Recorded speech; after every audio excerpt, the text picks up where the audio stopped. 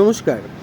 গত ১০ বছর ধরে বন্ধুবান্ধব ভাই বোনদের নিয়ে একটা গ্রুপ বানিয়ে অসহায় দরিদ্র মানুষের পাশে দাঁড়ানো এবং তাদের প্রয়োজনে তাদের সাহায্য করার চেষ্টা করে চলেছি। সেটা বড় কথা নয়, সেটা সামাজিক কর্তব্য বলে মনে করি। কিন্তু এই কাজের সূত্রে বেশ কিছু মানুষের সাথে পরিচয় হয় যারা সত্যিই অনেক খারাপ অবস্থাতে রয়েছে। যেমন ধরুন, কাউকে খাবার জিনিস দিতে গেছি, এমন অনেক বাড়ি আছে যেখানে মায়েরা হাত ধরে কাঁদতে কাঁদতে বলেছে আমাদের খাবার দেওয়ার দরকার নেই, তার জায়গায় বাচ্চাটার জন্য একটু দুধের ব্যবস্থা করে দেবেন। এমন শারীরিক অবস্থা তাদের, বাচ্চাকে বুকের দুধ খাওয়ানোর মতো অবস্থা থাকে না।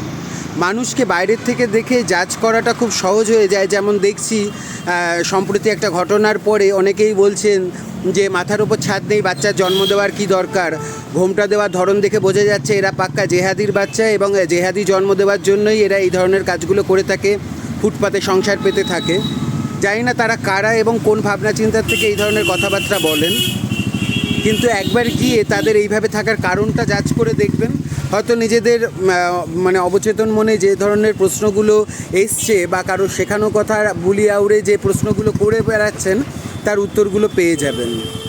সত্যি মানুষ কতটা নিচে নামলে এই ধরনের পরিস্থিতিতে থাকা সত্ত্বেও তাদেরকে এই ধরনের কথা বলতে পারে যে এখানে এটা চলবে না, ওখানে ওটা চলবে না।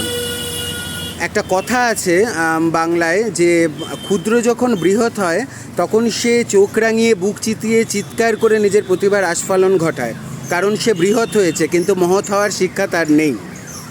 ঈশ্বর বলে কোনো কিছু আছে হয়তো কোনো জায়গাতে, যদি সত্যি থেকে থাকেন তাহলে একটাই প্রার্থনা করব, ক্ষমতার অহংকারের চিতা জ্বালিয়ে সেই চিতার আগুনে যেন সমাজের প্রত্যেকটা অভুক্ত শিশুর দুধ গরম করা হয় একদিন।